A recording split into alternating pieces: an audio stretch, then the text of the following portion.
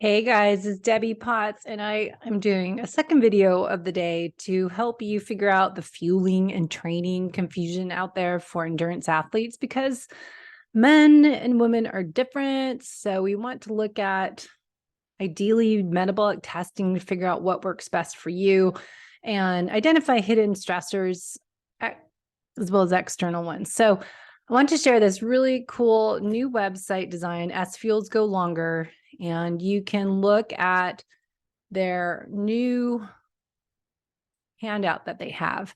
And it's upper corner here. You say download, you see download fueling guide. So click on that and you'll get a really cool, updated, brand new research and how to fuel correctly for your sport. So if you click on the guides up there, they're really helpful, and you can look at their information on the Race Plus that they have, a quick start guide. I don't work for them. I just think they're doing such good things for our low carb athlete community. And you can get a discount with our code low carb athlete. But I really love what the S Fuels and EndurIQ is doing, because I was doing this stuff when I was racing 2001 until 2012, 2015. I gave up trying after adrenal exhaustion, but no one was really around when I was racing low carb. And I had Generation UCAN was part of it. And it was a really good slow release fuel that I started to use at the end of my competitive racing career. But, it's really interesting nowadays when we are all into fasted exercise and figuring out timing food afterwards. I add in some carbs. When are carbs necessary or are they not necessary? Because out there you hear about carbohydrates are non-essential. We have essential fatty acids and essential amino acids, but we don't have any essential use for carbohydrates because we can make glucose from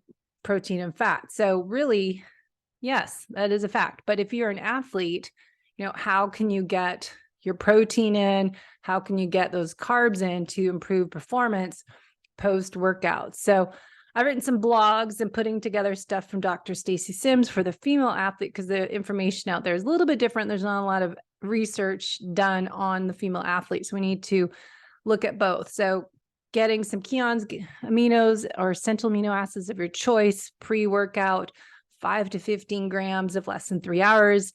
During workout, they say 5 to 10 grams every additional hour if you're doing more than 3 hours. So like a 5-hour bike ride when you're training for more endurance events, that might help prevent fatigue. And then post-training, 15 grams, a little bit higher end, but getting that from essential amino acids, and then getting a protein shake later on for other sources of protein, not all at once, but I think, spreading it out. So we're getting that 30 to 50 grams of protein spread out throughout the day, and using some guidelines for strength training is going to be 5 to 15 grams of essential aminos, pre-workout, post-workout, 5 to 15.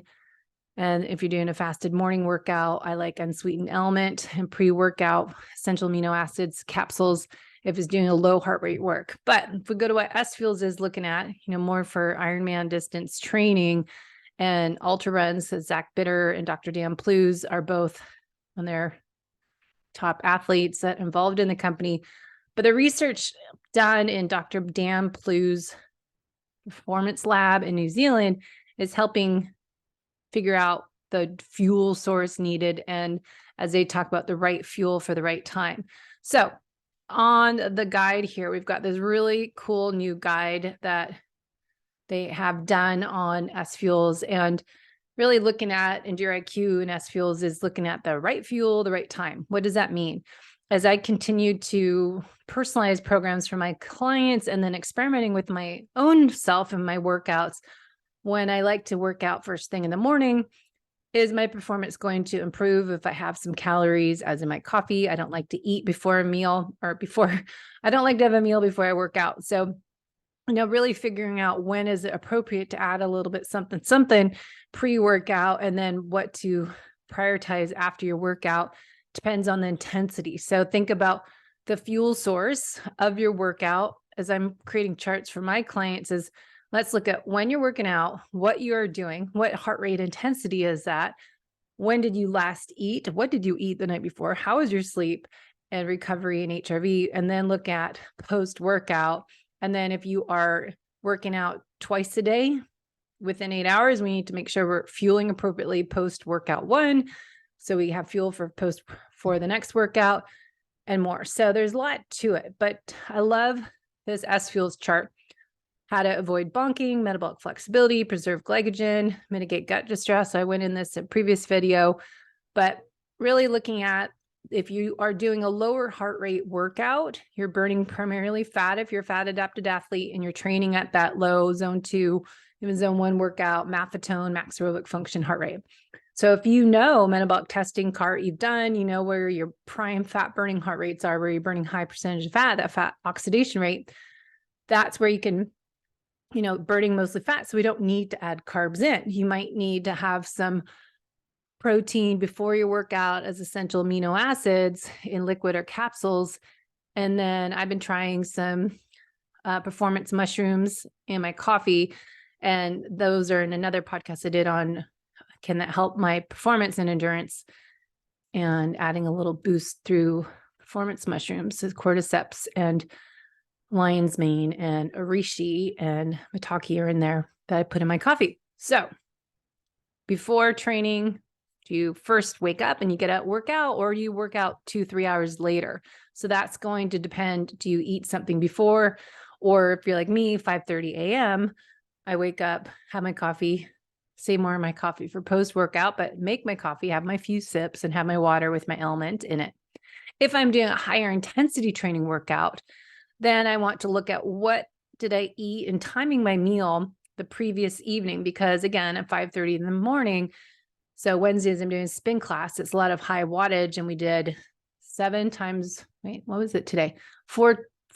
1 minute interval by your FTP, like 115% FTP. And then we did 1 minute, and then we did 45-second intervals, and then we did 30-second intervals. So you needed to be at, getting your high wattage FTP times 2.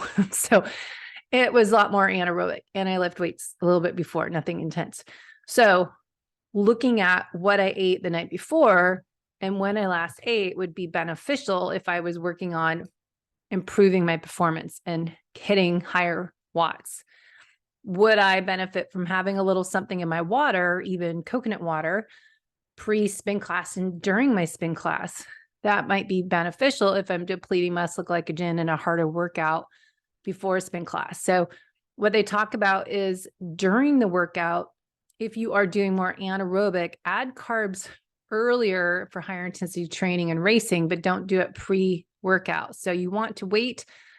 I think of this as like you want to wait until your muscles are working. So those GLUT4 transporters, so think transporting the glucose in your blood into the muscles to shuttle them into the muscle for fuel as muscle glycogen. We don't need insulin once you start working out to move it in. We use GLUT4 transporters. So we don't want to eat the carbs, according to Dr. Dan Plew's research, before workout. Now, Dr. Stacy Sims says for women, they could benefit adding a little bit of carbohydrates with some protein pre-workout.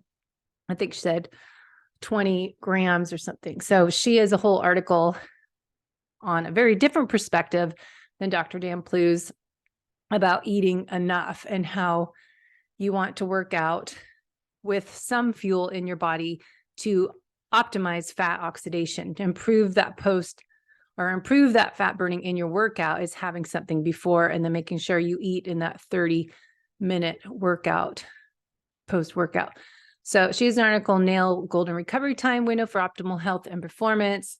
And I'm sure you can look up, carb timing with her on her blog post, see what comes up. Oh, 0. So I put in the wrong word. But if you look at Stacy Sims' research and her interviews, as she did with Dr. Gabrielle Lyon, she had some good information on, how to figure out performance gains with some little bit of fuel. And it didn't mean to have a big meal. It just said, you could have something in your coffee or have a few calories in your water. So that is on her site. Now, going back to research Dr. Dan Plews and S-Fuel are putting together, you can look on their wall chart, low intensity duration versus low tempo and upper tempo. That's going to change what your fuel source if you are doing training and if you're racing. If you're doing a longer race, maybe have some S-Fuels train for low heart rate workouts. And then when you're going a little bit further, you might need something else as their train, or I like to have a bar on a bike ride if I'm not racing. So they have this great chart depending on what race you're doing, distance. And so it's talking about endurance exercise, getting that fat burning capacity improving. And then when it is important to add some strategic carbs into your workouts, that you are being in a training at anaerobic levels. So if you are doing a hard, intense workout, like I'm supposed to be doing on Wednesday mornings, if I can't hit those numbers and beat my watts that I'm trying to do, meet it or beat it in a workout, I need to look at, all right, I need to really let go of not eating anything and have something in my coffee or have something in my water and not be afraid of, I don't know what you're afraid of, because my goal, as I said in a previous podcast, was I'm not trying to burn fat in that high intensity spin class. I am trying to improve my power meter, my full FTP. So if I'm trying to hit 300 watts on a minute sprint or 30 seconds, I need to look at how I'm fueling the night before, or even look at something in my water to add a little boost. So that is where it's N=1 experiment. And I think it's important, because I know a lot of men will say, oh, I can go fast this long. And yes, I can too. But women, we might improve our performance by having a little bit of fuel pre-workout in that fasted morning workout. So it's that men versus women. But S-Fuels Train, I think, is a really good option for when you need to go longer. It's not a lot of calories. It's 1 gram of carbs. It's 3 grams of protein, 4 grams of fat, but it has the just steady energy, just keep a little coconut oil, a little bit of the peptides from collagen, and then the glutamine. Like glutamine's in there. I think the glutamine is in that one to help for gut health. So, looking at these as option for your long, slow, low heart rate. Not that you're slow, you should be faster as you get going. And then when to add the S-Fuels Train is what I've been talking about. So checking out that Race Plus, that might be good for my spin class. If it's just putting it in the gel bottle, the squeezy, or, putting it in some water in my fuel. Okay. So that is what they're doing on S-Fuels.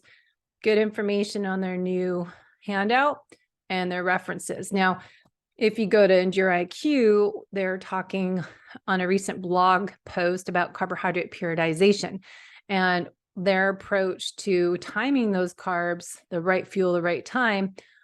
Their approach versus others, this is, remember, for endurance sports, people are competing at high levels. So if you are burning a higher percent of carbs at a race pace, or doing HIIT, high intensity intervals, speed work like running or biking, that you might need to look at different fuel plan and have the appropriate carb intake around the training sessions.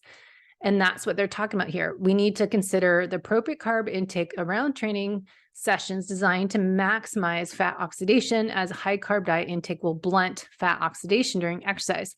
So they might recommend resisting significant carb intake before and during relatively easy sessions targeted at eliciting high fat oxidation rates. So that's if you're doing zone 1, zone 2, maffetone training we talk about, right? So I think you need to train with a heart rate monitor, because most people don't know how to go low enough. So that is something to look at right there, is most people don't go low enough to be actually in that zone 2 workout. So metabolic testing, ideally, find someone with PNOE metabolic testing card, or come to San Diego. Now, their article here that Dr. Dan Plews and one of his students, they did a study, and you can look through this, but their data, I want to go through it all, but just talking about low carb timing. And if restriction begins with their ability to go long, then some carb supplementation in later stages should be recommended. Remember that exercise duration is the most potent stimulant for fat oxidation. So the specific macronutrient manipulation depends on your duration, intensity, and I would say gender. So they say high intensity interval training sessions targeted at producing highest possible power output, as I was talking about me in spin class, and increasing your VO2 max. We are less worried about fat oxidation, which is my point. If I'm trying to work on getting faster and hitting run speeds, I've been doing 2-3 minute intervals, fast as I can, some 30-second run sprints up a hill, that my goal is not to burn fat again, right? So this is what they're saying. If we are focused on increasing our power output and increasing VO2, we're not focused on, priority is not fat oxidation. So in these sessions, we want to provide the muscle with carbohydrates it needs to maximize high intensity performance. So we might add some pre-exercise meal, add some carbs to a pre-exercise meal to ensure that we're properly topped off. This approach is supported by another recent meta regressions. We found that activation of the protein AMPK, the key signal for training adaptation, does not appear to be blunted by extra carb availability around very high intensity sessions. Again, wearing heart rate monitor if you're doing longer intervals to know if you're nailing those times and you're actually going hard enough to make it beneficial to add in those carbs. So they say it does appear that other signals like lactate accumulation and degrees of acidosis generated by exercise overrode those signals and the main driving factors. So high carb or low carb diet, we know Dr. Dan Plews, if you follow what I've been sharing from him, and as a low carb athlete, endurance athlete, we want to burn primarily fat as our main engine, right? We want to look at like what Peter Defty talks about, the optimal fat metabolism, OFM. And Dr. Dan Plew's approach, again, is looking at the low carb diet and then looking at more the larger training volume. And he coaches athletes looking at this right fuel, right time approach and improving fat oxidation to have the ideal outcome. I want to get faster, stronger, and be more powerful as I get older, not get slower. So I need to tweak this based on my goals. So he says in this article, by improving fat oxidation is the most important outcome here, and the right fuel, right time approach can be effective at producing the desired result. So the data in this article shows that fat versus carb oxidation of Chelsea Sodaro, one of their key athletes who won Ironman Hawaii and was at our San Diego Tri Club meeting in December. She's amazing. They've been showing her changes. So if you go to the article here, right fuel, right time carb manipulation, you can see the changes Chelsea made by training with Dan. And I'm sure Dan's going to have a lot more pro athletes working with him. So check out this article. It's pretty cool. And, following a polarized or pyramid training intensity distribution is what they're talking about. Most of the training performed at that, train low, race high, the fat burning intensity, maintaining a lower carb diet and tweaking, I think, the fat and the carbs based on the intensity, maintaining the protein intake, but looking at your workout. So implementing carbohydrate periodization according to your training, lots of good information's in here. So I'll finish up here.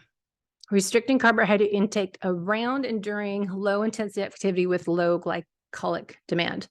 Don't be afraid to ingest carbs during very long durations after about 2 hours, hour and a half, targeted at improving fat oxidation. This will help extend the duration of those sessions.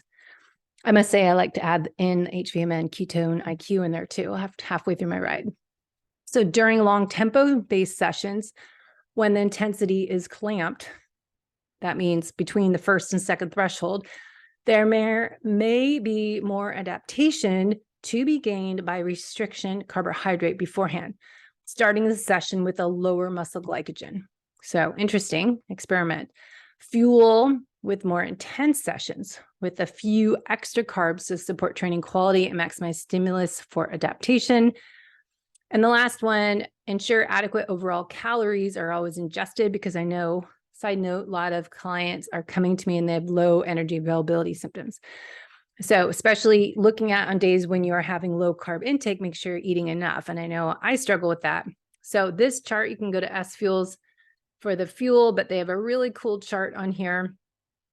And just to finish up this thought today, how to fuel. So if you go to their website, Talking fast, not breathing. So session endurance versus low tempo, Ironman specific, upper tempo, a threshold VO2 max, anaerobic capacity. So take a look at this chart, go to enduriq.com blog, right fuel, right time, carb manipulation. So find this out. If you are doing HIIT training, anaerobic capacity, pre-workout 4 to 24 hours before. So this is a good point. I read this somewhere else. If you are working out in the morning, as I'm doing, did I eat carbs the night before and not work out afterwards? Carbs, I mean nature's carbs. I go for more root vegetables. Okay. So I like my coleslaw, cabbage, but getting more root vegetables as more starchy carbs for athletes is good. Feeding my microbiome and supporting my liver. Those are foods I'm going to pick. Cauliflower, Brussels sprouts, broccoli sprouts, having some good foods that are going to feed my body, give me purpose. Now, if you are looking at morning workout, that's where you have to experiment. If you're doing weights and then doing spin class like me, maybe you have coconut water. 1 hour pre-workout, protein and carbs. During early stages of training, maybe you have electrolytes and caffeine. 20 minutes in. If you're later stages of training, this is carbs post-workout 20 minutes. Post-workout, you have your carbs and protein. Maximize work rate for that's your anaerobic capacity. So if we're talking speed work, like I'm trying to do twice a week, a run session and a bike session that I'm hitting fast as I can go, get my heart rate up high as I can go, that's where you want to tweak your fueling. So let me know your thoughts. This is what I'm doing with clients, but also looking at functional lab testing to put this all together in your sleep and your stress management and everything else. So hopefully that helps you. So check out their sites. Thank you.